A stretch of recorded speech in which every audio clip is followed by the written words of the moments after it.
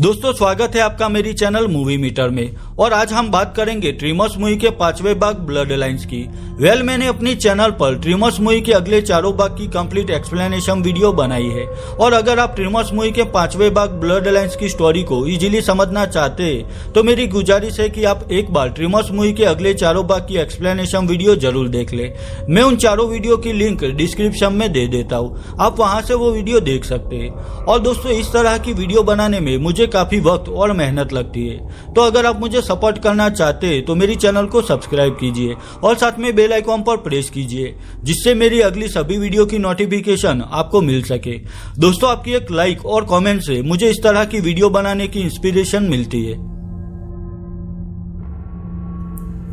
तो चलिए अब ट्रिमर्स मूवी के 5वें भाग ब्लड लाइन्स की स्टोरी पर फोकस करते हैं। मूवी की स्टार्टिंग में बर्ट को दिखाया गया है, जिसे सब लोग मॉन्स्टर हंटर और ग्रेबोइड किलर कहकर बुलाते थे, पर बर्ट खुद को एक रक्षक मानता था। वो कहता है कि मैं नेवाडा के परफेक्शन वैली में रहता था। वहां अचानक से एक ऐसे खतरनाक जानवर ने हमला किया जो जमीन के अंदर रहता था। यह जानवर देख नहीं सकता था, पर वो आवाज सुनकर लोगों पर हमला करता था और अपने शिकार को जिंदा निगलकर जमीन में वापस चला जाता था। उस क्रीचर का नाम ग्रेबोइड रखा गया। ईयर 1919 में बर्ट ने अपने कुछ दोस्तों की मदद से परफेक्शन वैली में सभी ग्रेबोइड खत्म कर दिए, पर ग्रेबोइड भी इतनी आसानी से किसी का पीछा छोड़ने वाले नहीं थे। वो जानवर खुद को अपग्रेड करने लगा।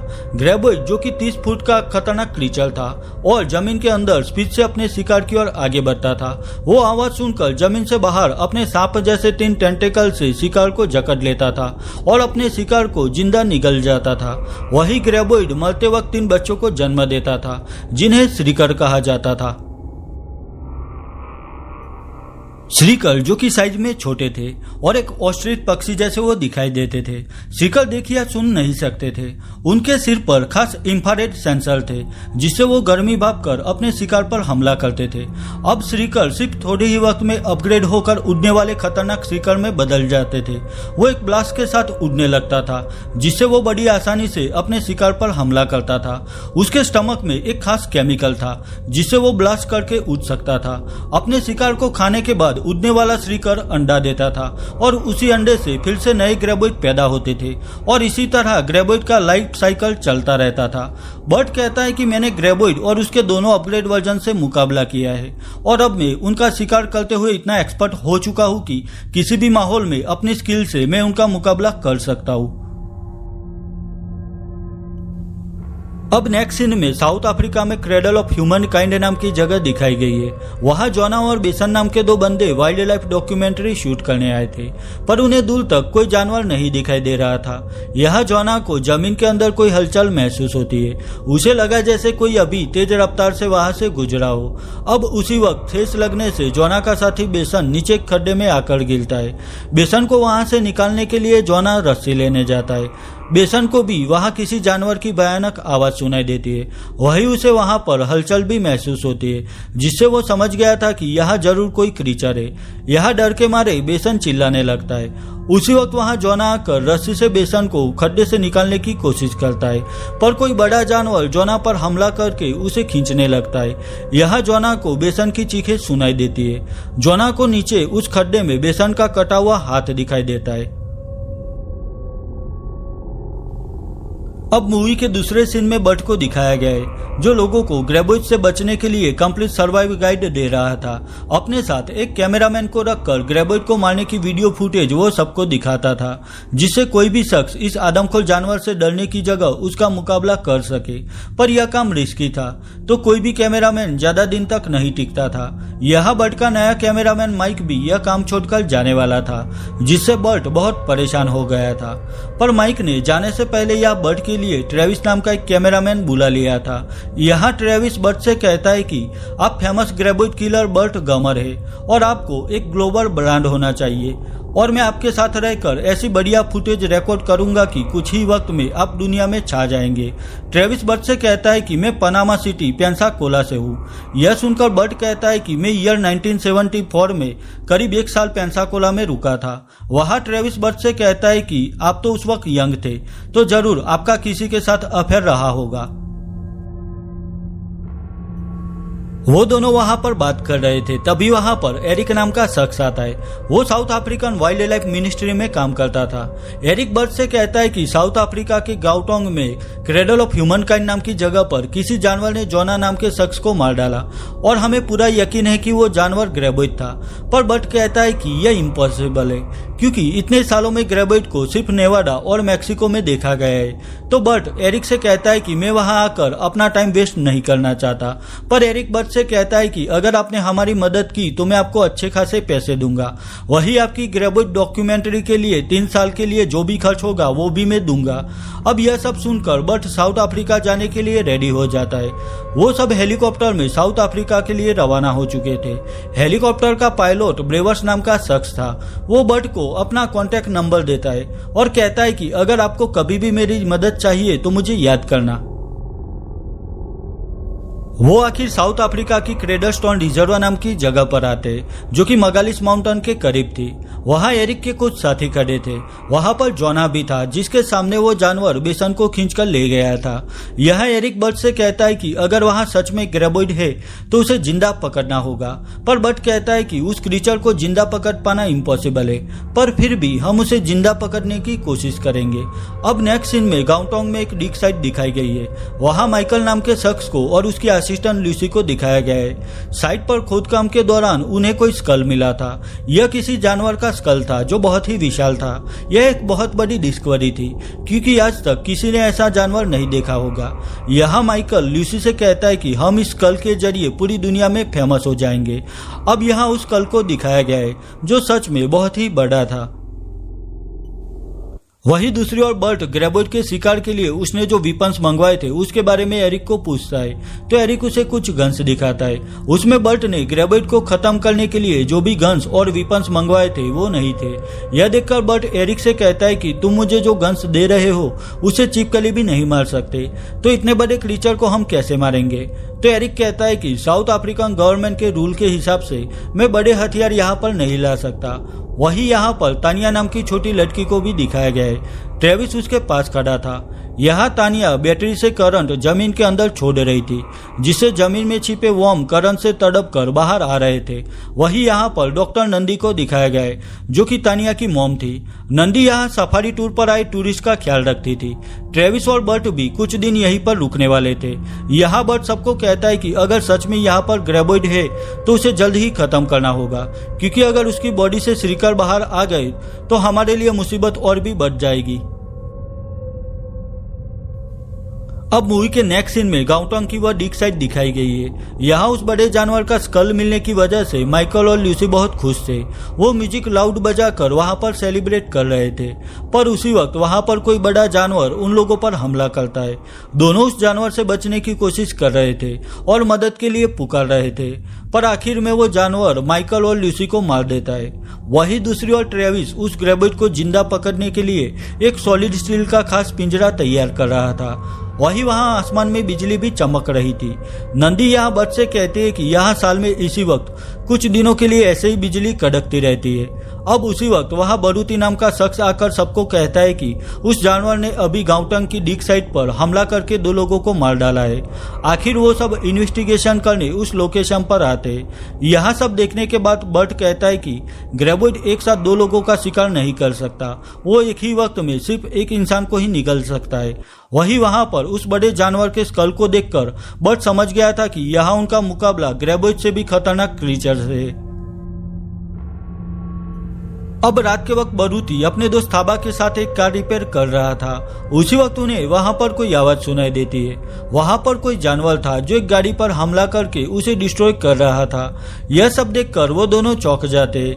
आखिर वो जानवर उनके सामने आता है। वो एक उड़ने वाला श्रीकर था जो बहुत ही भयानक लग रहा था। थाबा मसाते स्वॉर्ड लेकर उस श्रीकर के सामने खड़ा था। वो श्रीकर भी थाबा के शरीर की गर्मी भांपकर उसे महसूस कर सकता था। वो श्रीकर एक ब्लास्ट के साथ सीधा थाबा की ओर आगे बढ़ता है, पर थाबा भी मसाटे से श्रीकर पर वार करके उसे मार गिराता है। उसी वक्त वहां आवाज सुनकर बर्ट भी आ जाता है। वो श्रीकर पर गोलियां चलाकर उसे घायल कर देता है, पर इस गन से श्रीकर को मार पाना मुश्किल था। तो वो क्रीचर वहां थाबा पर हमला करता है और उसे जकड़ कर उड़ते हुए वहां से चला जाता है। अब बर्ट और बरूती अपने बाकी टीम मेंबर के पास आते हैं। बर्ट सबको कहता है कि जिसका डर था वही हुआ। आखिर वो उड़ने वाले श्रीकर ग्रेबोइड की बॉडी से बाहर आ चुके हैं और उन्होंने हमारे साथी थाबा को भी मार दिया और कुछ देर बाद वो भी अंडे देने लगेंगे और फिर यहाँ भी ग्रेबोइड की संख्या बढ़ती जाएगी। तो जितना हो सके उतना जल्दी हमें उड़ने वाले श्रीकर ढूंढकर उन्हें खत्म करना होगा। यहाँ नंदी बर्ट को सेफ्टी के लिए R5 राइफल देती है। यह गन उसे सफारी टूर में आए टूरिस्ट को किसी जानवर के हमले से बचाने के लिए दी गई थी। नंदी बर्ट से कहती है कि इस वक्त मुझसे ज्यादा आपको इस गन की जरूरत है। अब उन श्रीकर को खत्म करने के लिए बर्ट एरिक और जोना को अपने साथ लेकर निकलता है। यह जान का खतरा ज्यादा था तो वो ट्रेविस को वही नंदी और बाकी लोगों के साथ रुकने के लिए कहता है। जोना भी बर्ट और एरिक को उस जगह के करीब लेकर आता है जहाँ बेसन मारा गया था। उन्हें वहाँ सामने एक गुफा दिखाई देती है। बर्ट कहता है कि शायद यह उस उड़ने वाले श्रीकर की कॉलोनी है। वही उन्हें वहां एक उड़ने वाला श्रीकर भी दिखाई देता है। वो तीनों धीरे से आगे बढ़ते हुए उस श्रीकर के पास आ जाते हैं। यहाँ जोना अपनी गन से एक बेहोशी का डार्ट उस श्रीकर पर छोड़ता है, पर डार्ट का उस पर कोई असर नहीं होता और अब उस श्रीकर ने बर्ट, एरिक और जोना को भी देख लिया था और वो उनकी ओर आगे बढ़ रहा था। यहाँ बर्ट जोना को फिर से बेहोशी के डार्ट से निशाना श्रीकर पर लगाने के लिए कहता है, पर जोना उस क्रीचर को देखकर डर के मारे वहां से भागने लगता है। वही वो श्रीकर भी अब बर्ट और एरिक को छोड़कर जोना के पीछे लग जाता है। श्रीकर जोना पर हमला करता है जिससे जोना घायल हो जाता है और अब वो क्रीचर जोना को खत्म करने ही वाला था। तभी बर्ट मशीन गन से गोलियां उस श्रीकर पर चलाता है। यहाँ श्रीकर जोना को छोड़कर फिर से आसमान की ओर उड़ने लगता है, पर बर्ट को उड़ने वाले श्रीकर का वीक पॉइंट पता था तो वो उस उड़ने वाले श्रीकर के स्टमक पर गोलियां चलाने लगता है, जिससे श्रीकर के स्टमक के एक्सप्लोजन लिक्विड की वजह से वो श्रीकर जलने लगता है। आखिर वो जलता हुआ श्रीकर नीचे खड़े जोना पर आकर गिरता है, जिससे जोना भी वहां पर मारा जाता है। अब बर्ट और एरिक उस मरे हुए क्रीचर की बॉडी के पास आते हैं तो उन्हें वहां उसकी बॉडी से एक अंडा मिलता है। अब यहाँ पर एरिक बर्ट को गन दिखाकर कहता है कि चुपचाप वो अंडा मुझे दे दो। यह देखकर बर्ट चौंक जाता है। वो एरिक से कहता है कि तुम ऐसा क्यों कर रहे हो? तो एरिक कहता है कि मैं south African wild life ministry में काम नहीं करता। एरिक कहता है कि मैं यहाँ जानवरों का शिकार करके उनकी चामड़ी बेचता हूँ और इस ग्रेबोइड के अंडे को मैं ब्लैक मार्केट में बेचकर मालामाल हो जाऊंगा। अब यहाँ एरिक बर्ट को उसी सॉलिड स्टील के पिंजरे में लॉक कर देता है जिसमें वो ग्रेबोइड को जिंदा पकड़कर लॉक करना चाहते थे। यहाँ बर्ट की हालत खराब हो चुकी थी क्योंकि वो अकेला था और उसके पास कुछ नहीं था। पर तभी वहाँ ट्रेविस एक ट्रक लेकर आता है और बर्ट को उस पिंजरे से बाहर निकालता है। बर्ट भी ट्रेविस को एरिक की सच्चाई बताता है। अब यहाँ वो ट्रक लेकर आगे नहीं जा सकते थे क्योंकि उड़ने वाला श्रीकर ट्रक के इंजन की गर्मी भाप कर उन पर हमला कर सकता था। तो वो दोनों पैदल वहां से आगे बढ़ते। यहाँ थोड़ा आगे जाने पर उन्हें एक कार दिखाई देती है जो कि एरिक की थी और उस कार को शायद श्रीकर ने ही तबाह कर दिया था। एरिक भी वहां पर नहीं था। बर्ट और ट्रेविस को एरिक की कार से कुछ गन्स मिलती है। अब यहाँ उन्हें एरिक भी दिखाई देता है जो भागता हुआ उनकी ओर आ रहा था। एरिक बहुत घायल हो चुका था और मदद के लिए पुकार रहा था। वो बर्ट से कहता है कि उड़ने वाले श्रीकर ने मुझ पर हमला किया और वो उस अंडे को अपने साथ ले गया। एरिक बर्ट की ओर देखकर चिल्ला रहा था। उसी वक्त बर्ट देखता है कि एरिक की आवाज सुनकर शायद कोई ग्रेबोइड उसकी ओर आगे बढ़ रहा था। तो बर्ट एरिक को चुपचाप एक पत्थर पर खड़े रहने के लिए कहता है। यहाँ वो देखता है कि ग्रेबोइड के सांप जैसे टेंटेकल एरिक की ओर आगे बढ़ रहे थे, पर बर्ट देखता है कि यह टेंटेकल लंबे और बड़े थे, यानी कि यह ग्रेबोइड कोई नॉर्मल ग्रेबोइड नहीं था। आखिर वहां पर एक बड़ा ग्रेबोइड जमीन से बाहर निकलकर सीधा एरिक की ओर आगे बढ़ता है और उसे जिंदा निगलकर वापस जमीन में चला जाता है। यह सब देखकर बर्ट चौंक जाता है क्योंकि उसने अपनी लाइफ में इतने बड़े ग्रेबोइड को नहीं देखा था। बर्ट उसे क्वीन ग्रेबोइड नाम देता है। बर्ट ट्रेविस से कहता है कि यह क्वीन ग्रेबोइड सामने की गुफा में रहती है और शायद वो गुफा में ग्रेबोइड के अंडों को प्रोटेक्ट कर रही है। बर्ट कहता है कि हमें किसी तरह से उस गुफा में जाकर सारे अंडे डिस्ट्रॉय करने होंगे। बट वो अंडे डिस्ट्रॉय करने के लिए बम लेकर गुफा की ओर आगे बढ़ता है, पर ट्रेविस उसे रोक लेता है। वो बट से कहता है कि ग्रेबोइड के अंडों के पास बम सेट करके गुफा से जल्दी बाहर निकलना होगा और आप बूढ़े हो चुके हो, तो अच्छा यही रहेगा कि मैं वहां जाकर बम प्लांट करूं। बम प्लांट करने के बाद मैं गुफा से भागते हुए बाहर आ जाऊंगा। आखिर बट वो बम ट्रेविस को देता है और उसे कहता है कि गुफा में सावधान रहना। वही बट उस हेलीकॉप्टर के पायलट ब्रेवस को कॉल करता है। बट ब्रेवस को अपनी लोकेशन बताता है और उसे जरूरी वेपन्स लेकर वहां आने के लिए कहता है। यहाँ ब्रेवस के पास MiG-23 के रॉकेट पॉड्स थे। वो बट से कहता है कि मैं जल्द ही वहां पर पहुंच जाऊंगा। वही दूसरी ओर ट्रेविस उस गुफा में आगे बढ़ रहा था। उसे वहां इंसानी हाड़ पिंजर दिखाई देते जिन्हें जिंदा निगलकर उनके हड्डियों के ढांचे को ग्रेबोइड ने बाहर फेंक दिया था। आखिर ट्रेविस को वहां आगे ग्रेबोइड के ढेर सारे अंडे दिखाई देते। वहां पर करीब 100 से भी ज्यादा अंडे थे। अब वहां पर एक श्रीकर आता है। 3 श्रीकर में से वो आखिरी बचा था। वो ग्रेबोइड के अंडे को प्रोटेक्ट कर रहा था। वहां ट्रेविस को देखकर वो उस पर हमला करने की कोशिश करता है। उस श्रीकर को देखकर ट्रेविस वहां से भागने लगता है और भागते हुए वह एक बम वहां पर नीचे फेंकता है। आखिर वह गुफा से बाहर आ जाता है और उसी वक्त गुफा में बड़ा धमाका होता है। ट्रेविस सेफ था, बट भी उसके पास आता है। वही वहां पर ब्रेवस भी हेलीकॉप्टर लेकर आ जाता है। ब्रेवस ने हेलीकॉप्टर पर MiG-23 रॉकेट पॉड्स भी सेट कर दिए थे। ब्रेवस के साथ उसका एक और साथी भी था। वो हेलीकॉप्टर लैंड करके बाहर आ रहे थे, पर उसी वक्त हेलीकॉप्टर की आवाज सुनकर ग्रेबोइड अपने टेंटेकल से ब्रेवस के साथी पर हमला करता है। टेंटेकल ने उसे जकड़ लिया था। यह ब्रेवस भी अपने साथी को बचाने की कोशिश करता है, पर आखिर वो टेंटेकल ब्रेवस के साथी को खत्म कर देता है। यहाँ ब्रेवस भी उस क्रीचर को खत्म करने के लिए एक बजूका गन लेता है। बट और ट्रेविस भी ब्रेवस से थोड़ा दूर खड़े थे, पर वो दोनों ब्रेवस के करीब पहुंच सके उससे पहले ग्रेबोइड जमीन से बाहर आकर अपने टेंटेकल से ब्रेवस को खींचकर निगल जाता है और वापस जमीन में चला जाता है। ब्रेवस का यह हाल देखकर बट अपसेट हो जाता है, पर उसे हेलीकॉप्टर में सेट किए हुए MiG-23 के रॉकेट पॉड्स दिखाई देते। आखिर वो दोनों धीरे धीरे आगे बढ़ते हुए उस हेलीकॉप्टर तक पहुंच जाते। बट वहां उस रॉकेट बम से सीधा निशाना उस ग्रेबोइड की गुफा की ओर लगाता है और वहां फायर करते ही गुफा में क्वीन ग्रेबोइड के सारे अंडे तबाह हो जाते। वही वो गुफा भी कंप्लीट डैमेज हो चुकी थी। यहाँ वो देखते हैं कि ब्रेवस बिल्कुल ठीक था। वो कहता है कि उस जानवर ने मेरे साथी को निगल लिया था और बाद में मुझे भी निगला, तो उसने मुझे बाद में उगल दिया। यानी कि धमाके के वक्त क्वीन ग्रेबोइड गुफा में नहीं थी। आखिर अभी के लिए ब्रेवस, बट और ट्रेविस हेलीकॉप्टर लेकर वहां से निकलते।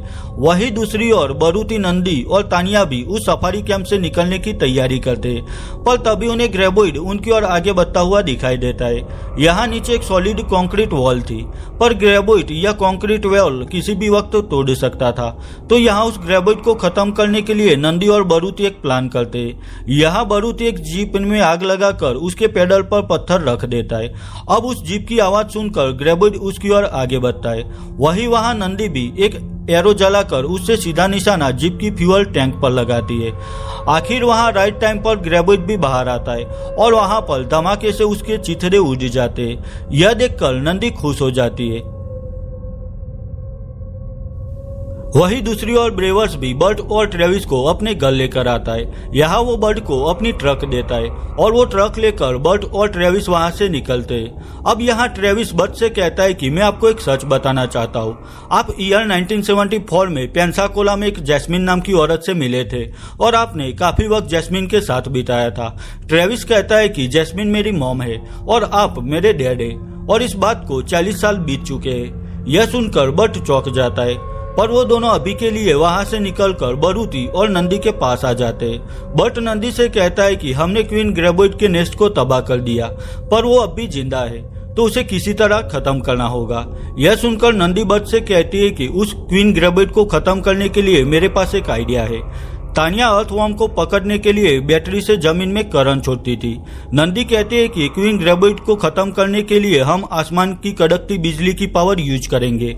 अब यहाँ नंदी ट्रेविस को कुछ वक्त के लिए क्वीन ग्रेबोइड को डिस्ट्रैक्ट करने के लिए कहती है। वही गांव के लोग ड्रिल रिंग और पाइल रॉड से वायर कनेक्ट करके क्वीन ग्रेबोइड को खत्म करने के लिए एक ट्रैप तैयार करते हैं। यहाँ नंदी एक ब्रोकन एक सेल क्वीन ग्रेबोइड को ललचाने के लिए बिजली के करंट के पॉइंट पर रखती है। आखिर सब सेट हो जाने पर ट्रेविस बाइक चलाकर उसकी आवाज से क्वीन ग्रेबोइड को उस ट्रैप के करीब ला देता है। अब क्वीन ग्रेबोइड ट्रैप में आ चुकी थी। उसी वक्त बिजली कड़कती है और वो सीधा उस पाइल रॉड से जुड़े वायर से कनेक्ट हो जाती है।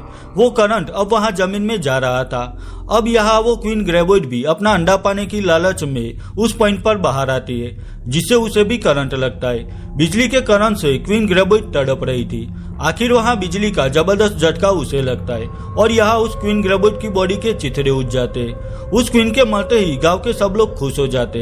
यहाँ सब लोग जश्न मना रहे थे। अब वहाँ बर्ट और ट्रेविस को दिखाया गया है, जो आपस में बात कर रहे थे। बर्ट कहता है कि मैं वापस नेवाडा अपने घर परफेक्शन वैली में चला जाऊंगा। वही ट्रेविस भी कहता है कि वो शायद वापस पेंसाकोला चला जाएगा। पर यहाँ बर्ट को अपनी गलती का एहसास होता है। वो जानता था कि ट्रेविस उसका ही बेटा है। तो बर्ट ट्रेविस से कहता है कि तुमने मुझे प्रॉमिस किया था कि तुम ग्रेबोइड किलिंग की वीडियो रिकॉर्ड करके मुझे दुनिया में एक ग्लोबल ब्रांड बनाने वाले थे।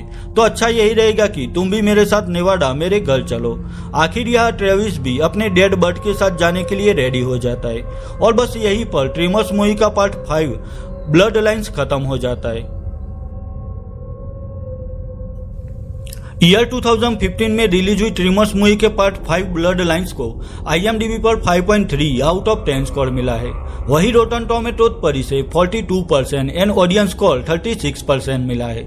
अगर यह वीडियो आपको अच्छी लगी है तो इसे लाइक और शेयर कीजिए और मेरे लिए कोई भी सजेशन है तो मुझे कमेंट सेक्शन में कमेंट करके बताइए।